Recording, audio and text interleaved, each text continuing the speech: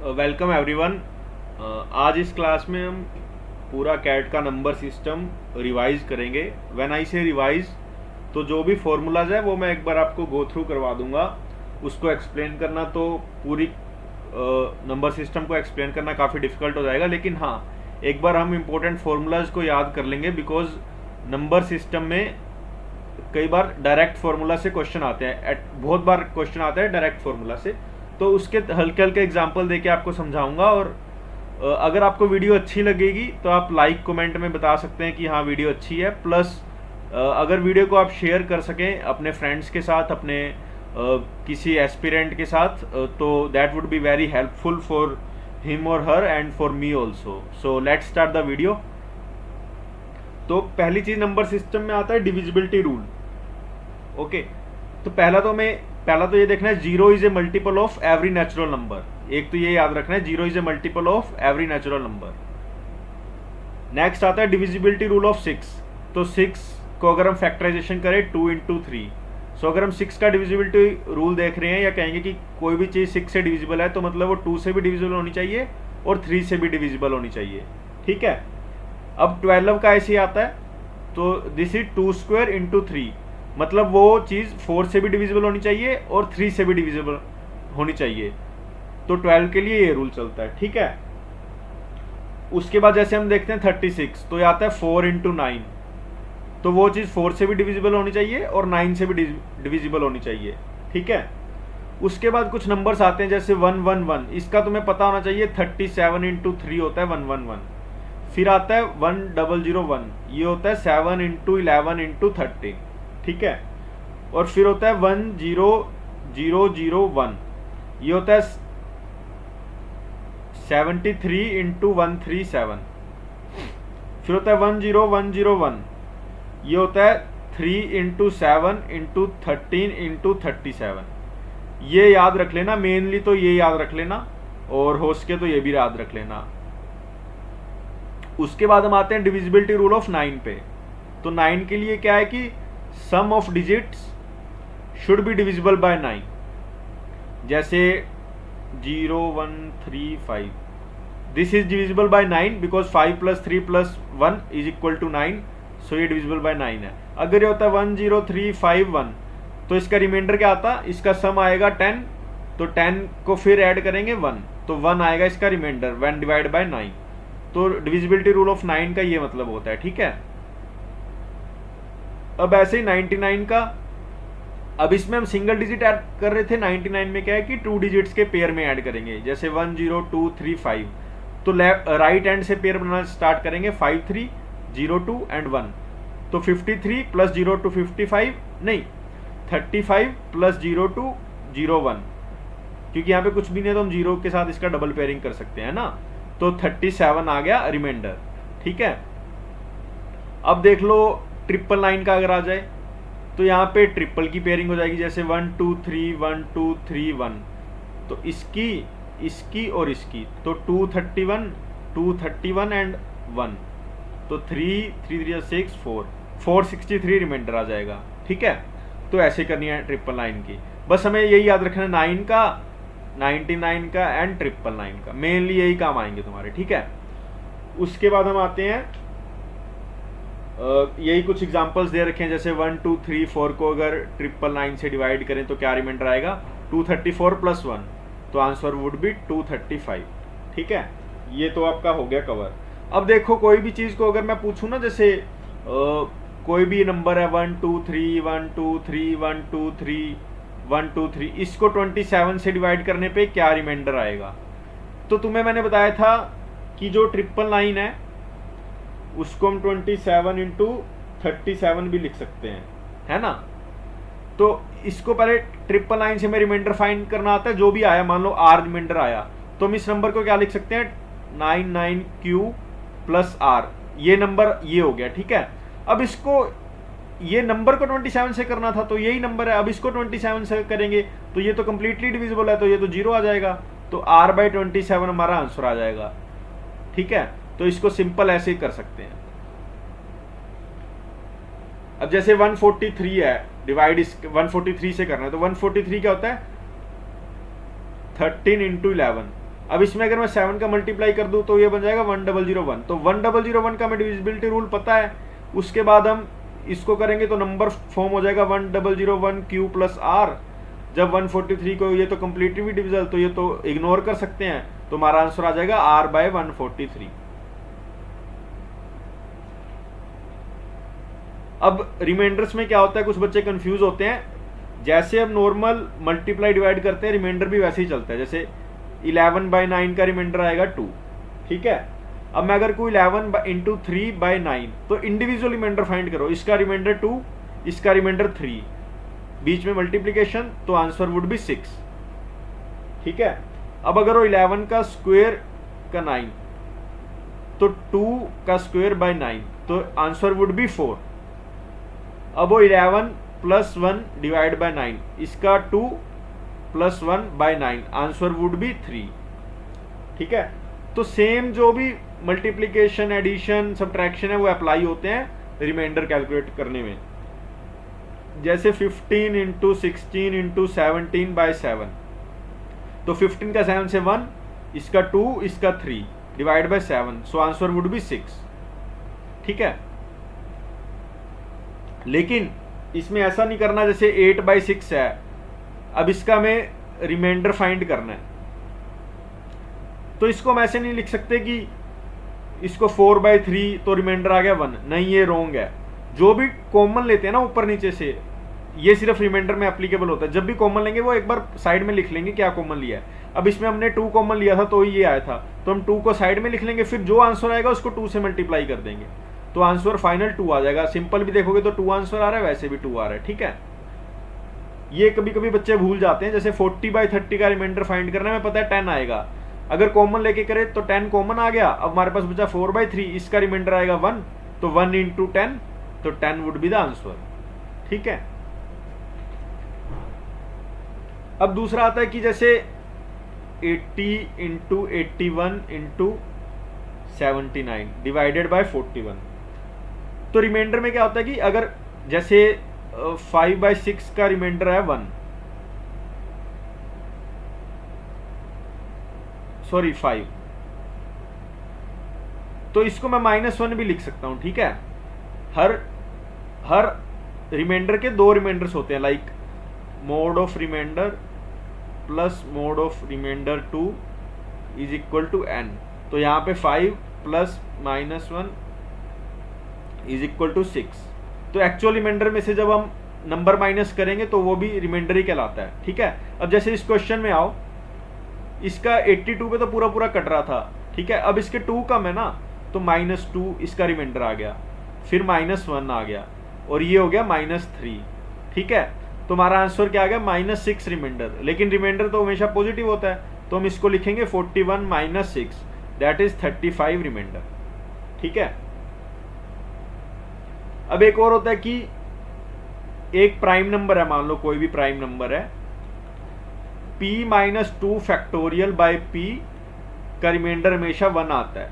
For example 95 factorial by 97 का reminder 1 आएगा, ठीक है। अब यही तुम्हें कहा 96 फैक्टोरियल बाय 97 का, उसमें हम क्या करेंगे, इसको ब्रेक करेंगे, 95 फैक्टोरियल इंटू 96 बाय 97 से, तो इसका तो रिमाइंडर हमें पता है 1 आएगा, और इसका 96 ही आएगा, तो आंसर आ जाएगा 96, ठीक है। ज्यादा रट्टा लगाने की फॉर्मूले, बस ये फॉर्मूला याद कर लो आप, ठीक है। और ये मेथड होता है अगर 96 का हो जाए, ठीक है। ये तो हो गया। अब कभी कभी नंबर क्या फॉर्म का आ जाता है, ABC ABC। अब इसमें क्या करेंगे हम, ABC प्लस ABC 1001 ABC, तो मतलब ये नंबर 7, 11, 13 से तो फॉर श्योर डिविजिबल है, ठीक है। ऐसे फॉर्म करना होता है कभी कभी। अब उसके बाद क्या है कि 10 फैक्टोरियल में अगर फाइंड करनी हो हाईएस्ट पावर ऑफ 2, तो पहले फैक्टोरियल को भूल जाओ, ठीक है। 10/2 करेंगे, कितना आएगा 5, तो एक तो 5 चाहिए। अब 5 से कम नंबर जो 2 से डिविजिबल हो 4, तो 4/2 2। अब 2 से कम नंबर है 2 ही खुद डिविजिबल है, तो 2/2 1, तो हाईएस्ट पावर 8 इंक्लूड है 10 फैक्टोरियल में, ठीक है। अब ऐसे ही 5 की पावर फाइंड करनी हो तो 10 फैक्टोरियल में 5 की पावर कितनी है, 10/5 2, उससे छोटा नंबर तो कोई डिविजिबल ही नहीं है, 0 आ जाएगा, वो तो 0 ही आ जाएगा। तो 2 की मैक्सिमम पावर 5 की मैक्सिमम पावर 2 ही है इसमें 10 फैक्टोरियल में, ठीक है। और हमेशा कभी भी फैक्टोरियल में नंबर ऑफ जीरोस पूछा हो तो 5 की जो मैक्सिमम पावर होती है 2 और 5 में, क्योंकि देखो 0 मतलब 10, तो 2 और 5 में जिसकी भी मिनिमम पावर होगी वो आंसर होगा। मोस्ट ऑफ द केसेस में 5 ही मिनिमम पावर होती है जब सिर्फ फैक्टोरियल हो, बट कई बार कुछ मल्टीप्लीकेशन और दिया होता है तब हमें 2 की भी चेक करनी है, कभी 5 की ज्यादा आ जाती है और 2 की कम आ जाती है, ठीक है।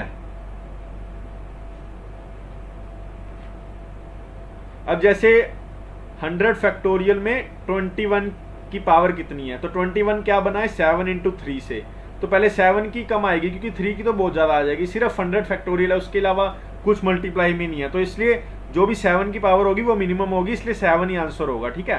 तो 100/7 14, और 14 को 7 से करेंगे 2, तो आंसर वुड बी 16।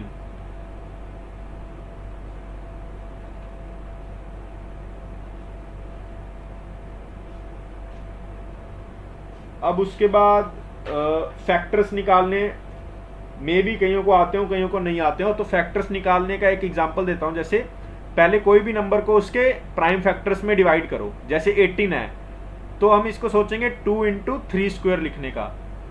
अब नंबर ऑफ फैक्टर्स कितने होंगे,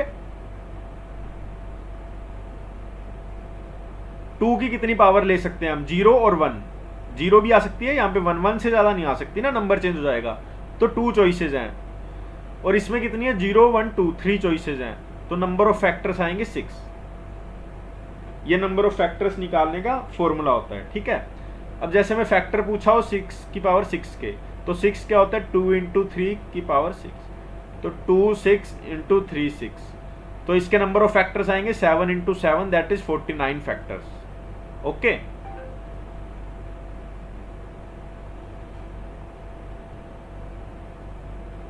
अब मान लो कोई नंबर ऐसा है 2 की पावर 4 इंटू 3 की पावर 5 इंटू 5 की पावर 3 इंटू 7 की पावर 4, इसके नंबर ऑफ फैक्टर्स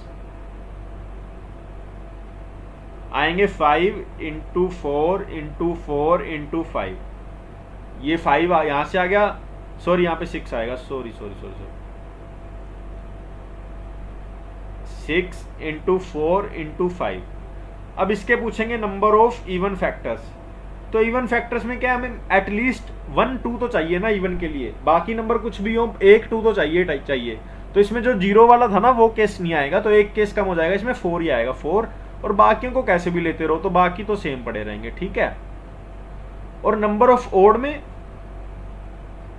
0 मतलब 2 आ ही नहीं सकता, तो 2 की पावर 0 ही आ सकता है, तो 1 इंटू 6 इंटू 4 इंटू 5, ये नंबर ऑफ ओड फैक्टर्स, ठीक है। अब अगर कई बार पूछ ले factor should be factor multiple of 8 के मल्टीपल्स, तो मतलब 8 मतलब 2 की पावर 3 है ना, तो अब हमारे पास चॉइसेस क्या 2 के लिए 3 और 4, मतलब 2 ही चॉइसेस हैं, और बाकी सब आ जाएगा सेम, ठीक है। अब इसमें पूछ लेता मल्टीपल ऑफ 12, तो 12 कैसे बनता है 2 की पावर 2 इंटू 3, तो अब 2 के पास क्या चॉइस है 2 3 4, मतलब 3 चॉइसेस, और इसके पास 3 के पास 5 चॉइसेस, बाकी कुछ भी आता रहे हमें कोई मतलब नहीं है, तो this would be the answer, ठीक है। अब उसके बाद एक सेकंड मैं ये चेक कर लूं, हाँ रिकॉर्डिंग चल रही है। उसके बाद सम ऑफ फैक्टर्स,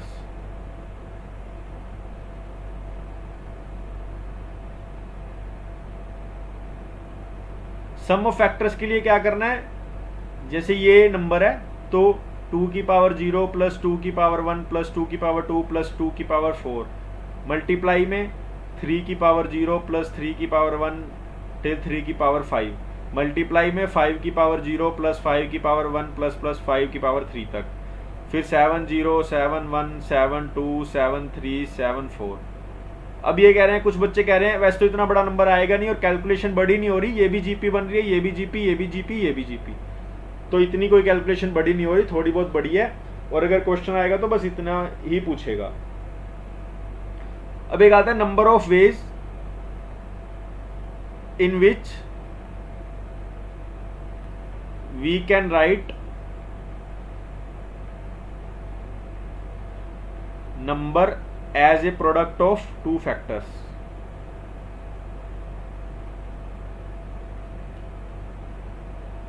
तो इसका आंसर आता है टोटल फैक्टर्स निकालने हैं डिवाइड बाय 2। ठीक है, ये पॉजिटिव पे होगा, 2 पॉजिटिव फैक्टर्स, वैसे फैक्टर्स पॉजिटिव ही आएंगे। ठीक है, तो इसकी भी अगर नहीं होगी तो कोई दिक्कत नहीं है।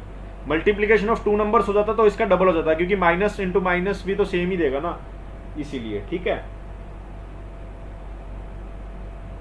अब जैसे तुम्हें कोई दे दिया कि x into y is equal to 1200, ये दोनों नंबर पॉजिटिव हैं, तो इसकी क्या क्या डिस्टिंक्ट वैल्यूज आ सकती है। तो जो भी 1200 के फैक्टर्स होंगे उसका हाफ, 1200 के फैक्टर्स हैं 30 फैक्टर्स, इसका हाफ आंसर आना चाहिए 15। बट हम 1 इंटू 1200 एंड 1200 इंटू 1, बात तो एक ही है, लेकिन इसके 2 केस बनेंगे ना, x एंड y अलग अलग भी हो सकते हैं। तो 15 इंटू 2 तो अल्टीमेटली 30 आंसर आ जाएगा। अगर नेगेटिव भी इंक्लूड करते तो इसका डबल हो जाता, 60 आंसर आ जाता। ठीक है,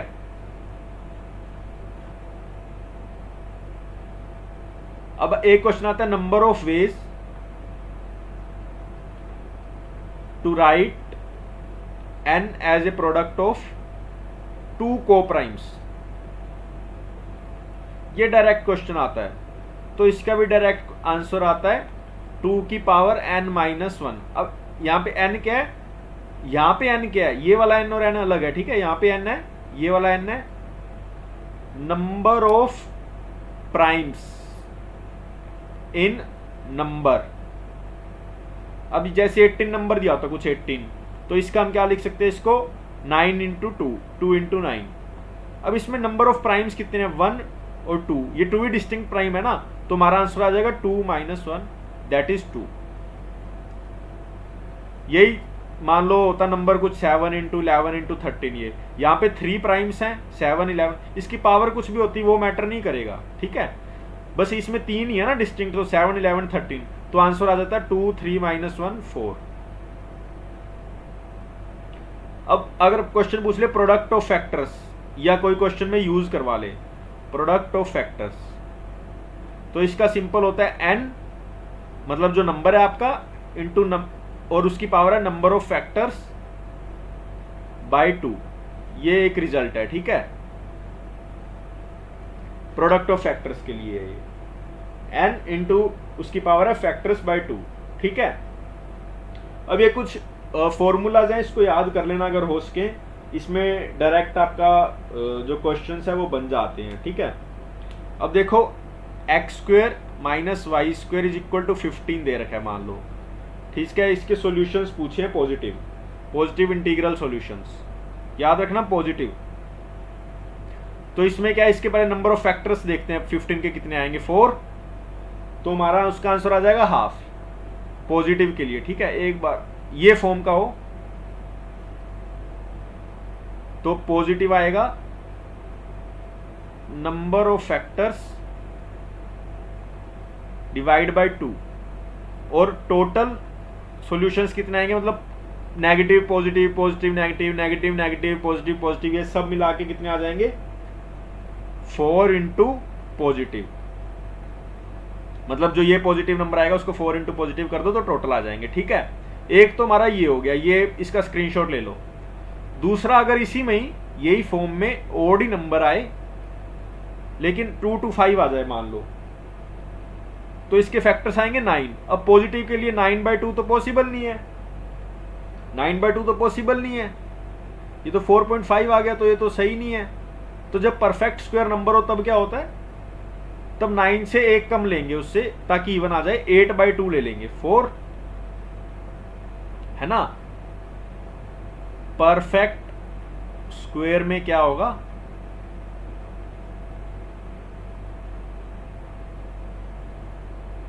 because odd number of factors होते हैं ना परफेक्ट स्क्वायर में, इसलिए number of factors -1/2 positive and total 4 into positive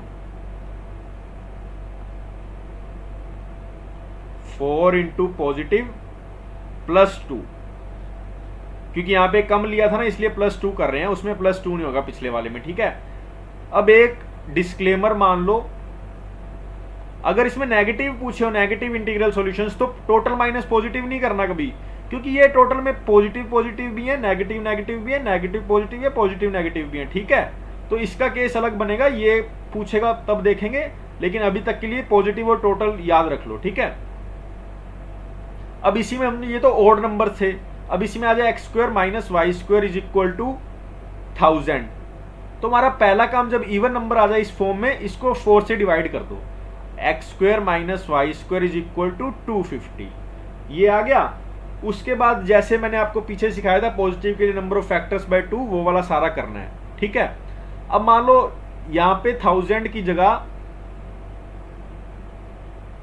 102 होता, तो ये तो 4 से डिविजिबल नहीं हो रहा, ये तो 4 से डिविजिबल नहीं है, तो इसके फिर नो सॉल्यूशन आ जाता है, ठीक है। जब इवन में हो तो 4 से डिविजिबल होना मस्ट है, ठीक है। अब देखो यूनिट डिजिट का फंडा, देखो 0 1 5 6, इसकी पावर कोई भी है इसकी सेम आएगी, सेम यूनिट डिजिट। आप देख लो, मान लो मैंने लिख लिया 66, इसका मैं स्क्वायर करूंगा तब भी मेरी यूनिट डिजिट 6 आएगी, क्यूब करूंगा, कुछ भी करूंगा, 1000 पावर करूंगा तब भी 6 आएगी, ठीक है। 4 and 9 ये चलता है साइकिल ऑफ 2, जैसे 4 की पावर 1 पे आती है हमारे पास 4, 4 की पावर 2 पे आती है 6, 16 की ना 6, 4 की पावर 3 पे 4, 4 की पावर 4 पे 6, मतलब 2 का साइकिल है, रिपीट हो रहा है ना। तो मतलब ओड पे तो आएगी 4, इवन पे आएगी 6, 4 के लिए।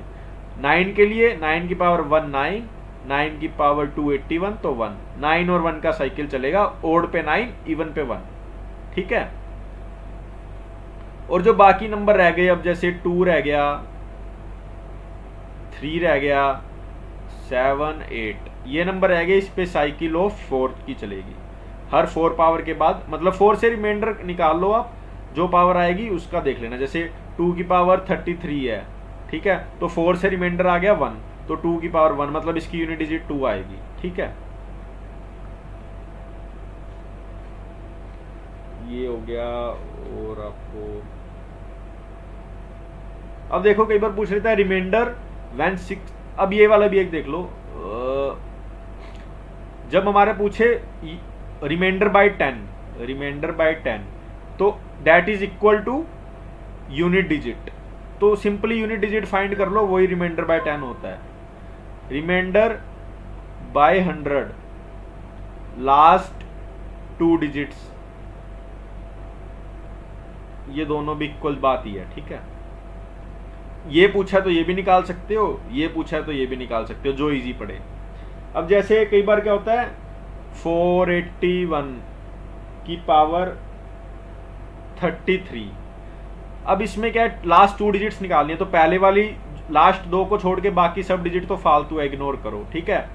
अब लास्ट में जब 1 होता है, ये स्पेशल केस है, जब यूनिट डिजिट 1 हो तो उसमें क्या आएगा आंसर, 1 तो 1 ही रहेगा, और जो ये वाली डिजिट आएगी वो इसका और इसका पावर की लास्ट वैल्यू का, 8 × 3 24, तो 24 ऐसे लिखेंगे, तो 41 वुड बी द आंसर।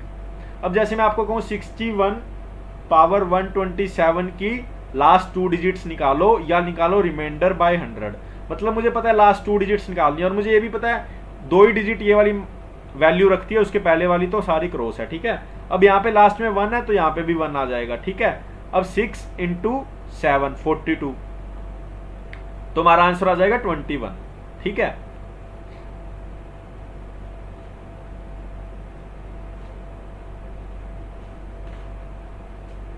अब जैसे 2 नंबर का मल्टीप्लिकेशन करना है, 61 × 63, ये फास्ट मल्टीप्लिकेशन के लिए आप कैलकुलेटर से भी फास्ट हो जाता है। इसमें पहले तो दोनों यूनिट डिजिट्स को आपस में मल्टीप्लाई करो, 3 × 1 3, फिर क्रॉस मल्टीप्लाई कर दो, 6 इंटू 3 18 प्लस दिस 6 तो 24।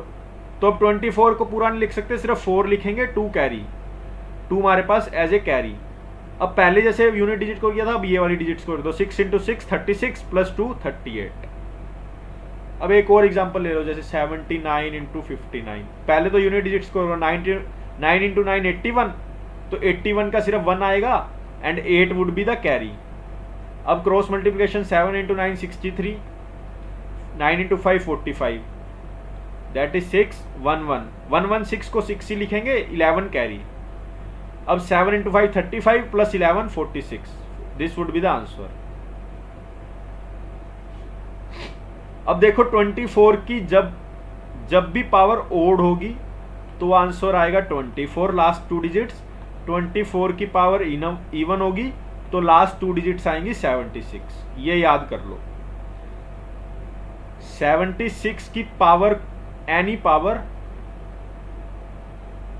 Last 2 digits would be 76 only.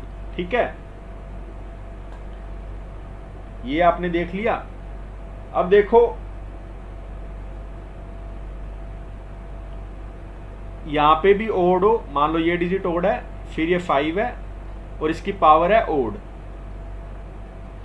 सिर्फ ये केस में 75 आएगी लास्ट 2 डिजिट्स, बाकी केस में यहाँ पे 5 हो और यहाँ पे भी कोई ओड इवन हो, यहाँ पे भी कोई ओड इवन हो, तो हमेशा आएगी 25। जैसे मान लो यहाँ पे 1 5 हो, यहाँ पे 9 हो, ये तो ओड का केस हो गया ना, इसको 2 5 कर देते हैं तो यहाँ पे 25, और अगर होता 1 5 की 9 ओड, यहाँ पे भी ओड यहाँ पे भी ओड, तो 75। ये याद करने मुश्किल हैं, लेकिन एक बार याद हो गए तो ये वो चीजें जो बहुत फ्रीक्वेंट्स आती हैं। ये वो चीजें नहीं है कि वो आपको देखने को ही ना मिले, मैं वैसा कुछ नहीं करा रहा। ठीक है, अब हमें पूछता है कई बार नंबर्स विच आर को प्राइम अप टू n। ठीक है, अब इसमें क्या, फॉर एग्जांपल 18 है, इसके पहले तो मैं प्राइम फैक्टराइजेशन करनी है, 2 इंटू 3 स्क्वायर। अब क्या करना है, नंबर लिख के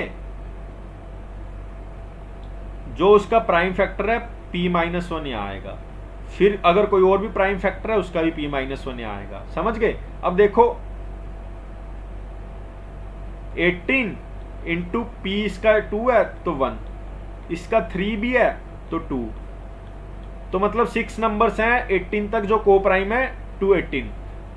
अब मान लो यहाँ पे कोई और नंबर होता, 49 मान लो,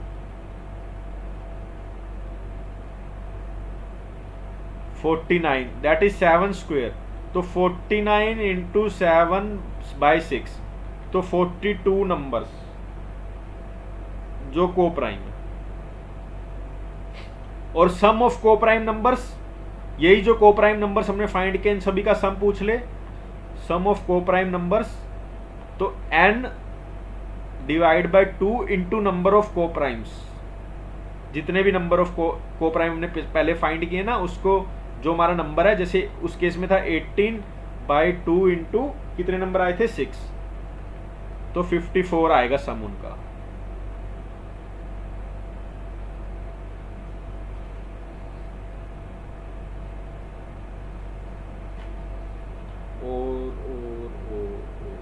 अब देखो जैसे एक इक्वेशन होती है a/x plus b/y is equal to, इसमें कर लो आप a-1/c, है ना। तो इसको हम इक्वेशन को क्या लिख सकते हैं, x minus ac y minus bc into abc², ऐसे लिख सकते हैं। और नॉर्मल इसके अगर पूछे हो number of positive factors, number of positive solutions, तो फैक्टर्स ऑफ abc², इसके फैक्टर जो भी होंगे वो इसके नंबर ऑफ पॉजिटिव सॉल्यूशंस होंगे। और टोटल सॉल्यूशन पूछे होंगे तो 2 इंटू पॉजिटिव सॉल्यूशंस जितने भी है -1, ये याद रखना। ठीक है, ये काफी डायरेक्ट अप्लाई होगा आपका, काफी डायरेक्ट। अब रिमाइंडर जो फाइंड करना है उसमें तो इतना कुछ है नहीं, को प्राइम नंबर मेथड है, उसमें मेथड्स देख लो। एक तो चाइनीज रिमाइंडर थ्योरम है, एक साइक्लिसिटी है, एक को प्राइम मेथड है जिसको हम यूलर भी कह सकते हैं। ये दो मेथड इज मोस्ट इम्पोर्टेंट, ये इतना यूज में नहीं आता। बाइनोमियल है वो भी इतना यूज में नहीं आता, उसको भी तुम इग्नोर कर सकते हो करना चाहो तो, ठीक है। और जैसे और क्या बताऊं, एक सेकंड में देख रहा हूं कुछ अगर और मिलता है तो।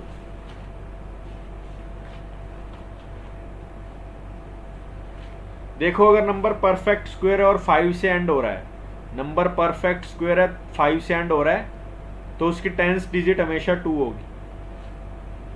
कोई भी नंबर है वो परफेक्ट स्क्वायर भी और 5 से एंड हो रहा है, तो उसकी लास्ट की सेकंड डिजिट 2 होगी, या अब कह सकते हो आप 10, ठीक है, जो 10th डिजिट है।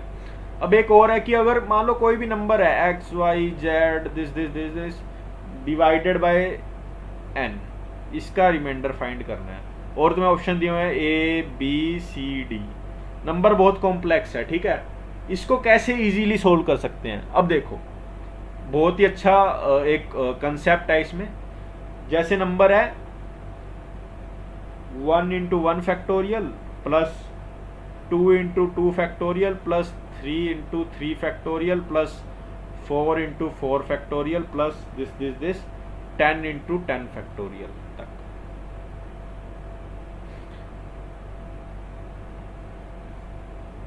प्लस ये सब के बाद 2 भी है, ठीक है। इसको 11 फैक्टोरियल से डिवाइड करके remainder is divided by 11 factorial. Options हैं 1 0 7 8। अब तुम सोचोगे यार इसको 11 फैक्टोरियल से डिवाइड करना है, ये वो नहीं।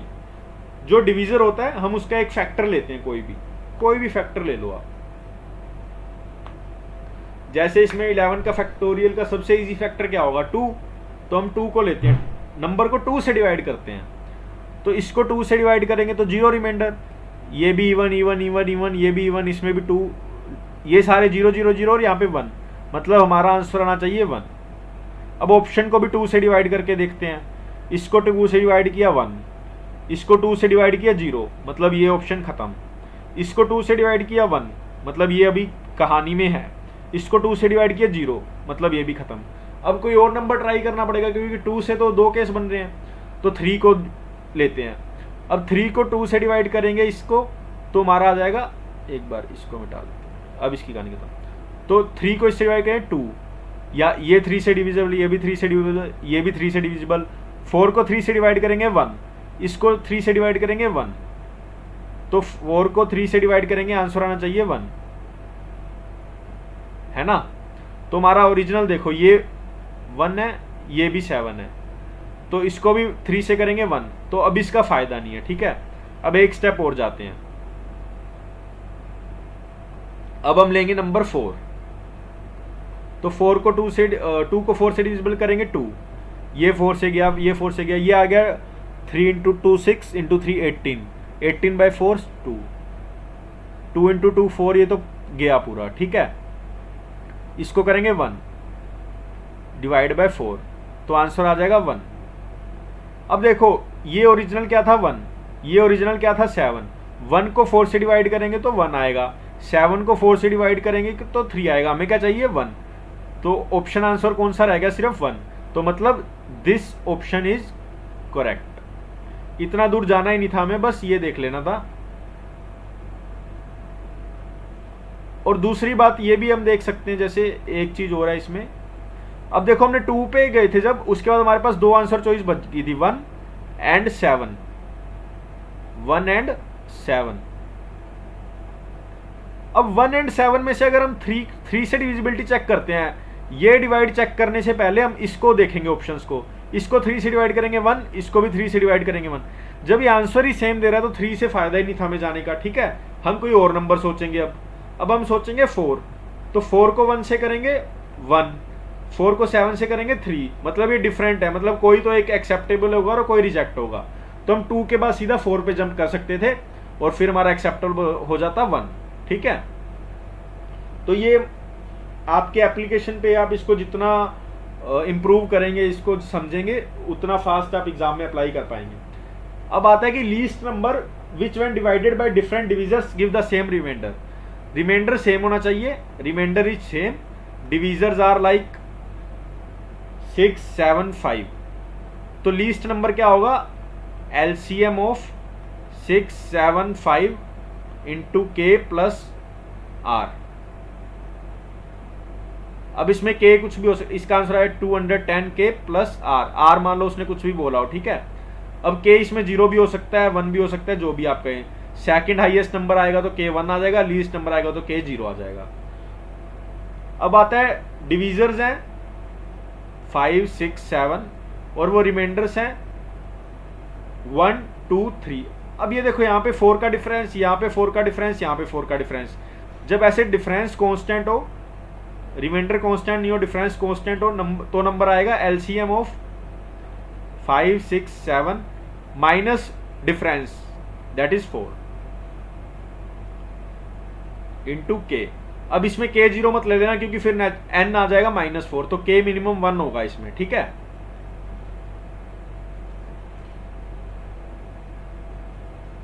ये हो गया। और उसके बाद ये याद रख लेना कि LCM is always a multiple of HCF. कई बार क्वेश्चन में देता है LCM is 18 and HCF is 4, HCF is 4। ये क्वेश्चन में दे देगा तो तुम्हें तभी समझ जाना है कि सिचुएशन नॉट पॉसिबल है ये, बिकॉज 18/4 इंटीजर नहीं आ रहा। एंड ये भी है एक LCM into HCF into N1 into N2, ये भी इक्वल है। इसका इतना वैसे यूज नहीं आएगा, लेकिन हाँ फॉर द टाइम बिंग आप ये भी याद कर सकते हो। अभी मेन चीजें तो सारी हो गई हैं, नंबर सिस्टम रह गया है। एंड अब देखो, जैसे एक क्वेश्चन और देख लेते हैं, कौन सा देखें।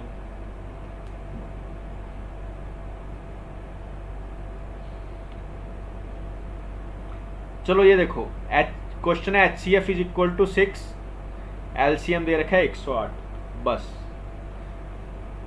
अब देखो जब HCF 6 है, दो नंबर्स हैं, तो एक नंबर तो हो जाएगा 6x, एक हो जाएगा 6y, where x and y are coprime. इनका एलसीएम क्या आएगा फिर, 6xy is equal to 108, xy 18। अब यार ये तो दिक्कत हो गई, ये तो कुछ ऐसा आ गया जो हमने पढ़ा ही नहीं। लेकिन एक चीज हमने पढ़ी थी, प्रोडक्ट ऑफ टू कोप्राइम्स को कैसे रिप्रेजेंट करना है। तो 18 को हम करेंगे 2 × 3 स्क्वायर, तो ये क्या हमारा आंसर क्या आ जाएगा, 2 × 2 - 1 2 नंबर 2 पेयर्स ऐसे बन सकते हैं। ठीक है, तो ये तुम्हें याद रखना था, या जैसे भी है। जैसे एक क्वेश्चन देखो, HCF है 97, LCM है 100 फैक्टोरियल। अब नंबर्स आ जाएंगे 97x एंड 97y, LCM आ जाएगा 97xy is equal to 100 factorial. xy आ जाएंगे xy आ जाएगा हमारा 97 तो कट जाएगा, तो 96 फैक्टोरियल इंटू 98 इंटू 99 इंटू 100। अब क्या करेंगे, अब हम देखेंगे 100 फैक्टोरियल तक हमें पता है कि प्राइम नंबर्स होते हैं 25, तो यहाँ पे 25 डिफरेंट प्राइम नंबर्स होंगे। लेकिन जो एक 97 प्राइम नंबर था वो तो कट गया, अब हमारे पास बचे 24, तो हमारा आंसर क्या आएगा, 2 24 - 1 दैट इज 2 की power 23, that would be our answer. अब एक देखो, अगर आओ कि x and y are coprime and x + y is equal to n, तो ऐसे कितने पेयरिंग बनेगी, वो होती है Euler of n. Euler of n मतलब वही तुम्हें सिखाया था ना, coprime of n divide by 2, ये याद रख लेना, जितने भी नंबर कोप्राइम्स हैं 2 तक, ठीक है। ये हो गया। और तो गाइज आज के लिए तो इतना ही रखते हैं, अभी बेस सिस्टम रह गया, वो किसी दिन और पढ़ाएंगे। अभी के लिए इतना ही रखता हूँ मैं। अगर वीडियो पसंद आई हो तो वीडियो को शेयर ज़रूर कर देना अपने फ्रेंड्स के साथ, एंड किसी का और भी हेल्प हो जाएगी, एंड आगे भी मैं कंटेंट दे दूंगा अगर आप लोग वीडियो अच्छी देखेंगे, अच्छी रीच बनेगी, मुझे पता लगेगा कि हाँ यार कुछ हेल्प कर रही है, क्योंकि अगर हेल्प ही नहीं करेगी तो फिर बनाने का मोटिव या बनाने का मतलब कोई रह नहीं जाता।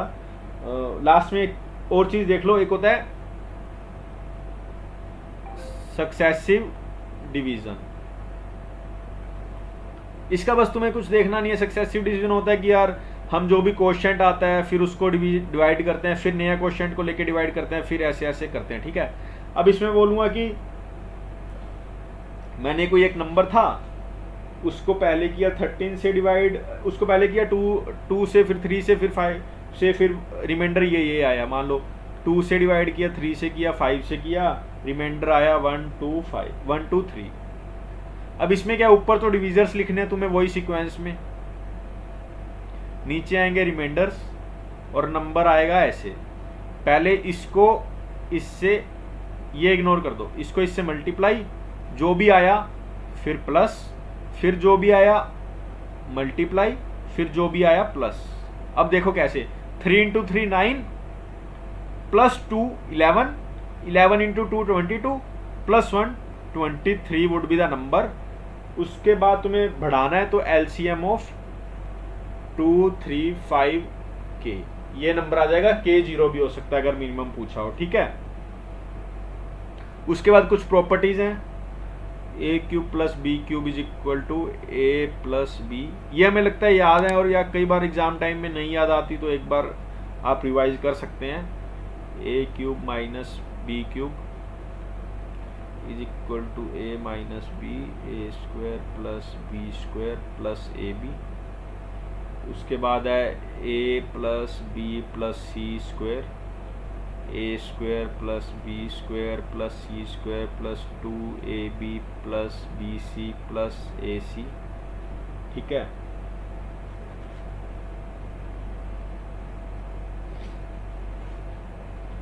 उसके बाद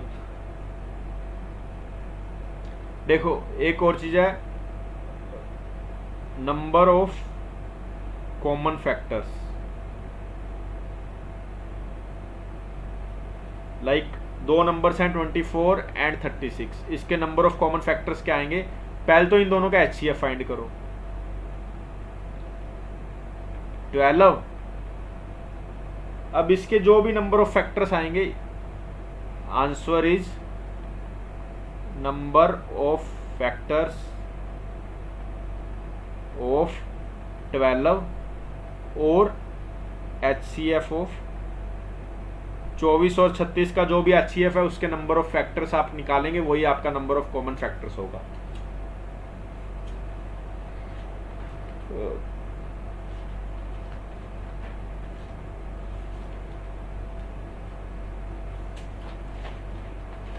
देखो मेरी साइड से भी ऑलमोस्ट डन है। एक चीज और देख लो यार, देखो कभी कभी क्वेश्चन में दिया हो कि कोई नंबर n है, उसके फैक्टर्स हैं 45, तो मिडल फैक्टर क्या होगा। मिडल फैक्टर होगा, पूछ लेते हैं कि मिडल फैक्टर क्या है, वो होगा 23rd फैक्टर, है ना। मिडल फैक्टर की वैल्यू क्या होती है हमेशा, √n, अगर ओड नंबर फैक्टर्स हो, ठीक है। या हम इसको ऐसे देख सकते हैं, अगर आपको बोला हो कि first factor multiplied by 10th factor is equal to number, तो नंबर के फैक्टर्स बताओ, नंबर ऑफ फैक्टर्स बताओ। तो नंबर ऑफ फैक्टर्स आएंगे this value plus this value, 1 + 10 - 1, that is 11 minus 1, 10 factors हैं n के। अब इसमें कैसे भी हो सकता है, मान लो मैंने कह दिया 3 into 55, third factor 55th factor is equal to n। तो इसके फैक्टर्स कितने आएंगे, number of factors is equal to 3 plus 55 minus 1, that is 57 factors हैं इसके।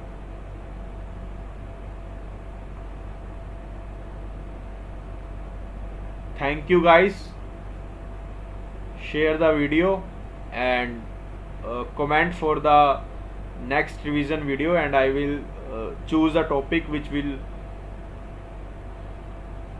be the best, and then we will move ahead with the other topics and complete our syllabus. Thank you and have a nice day.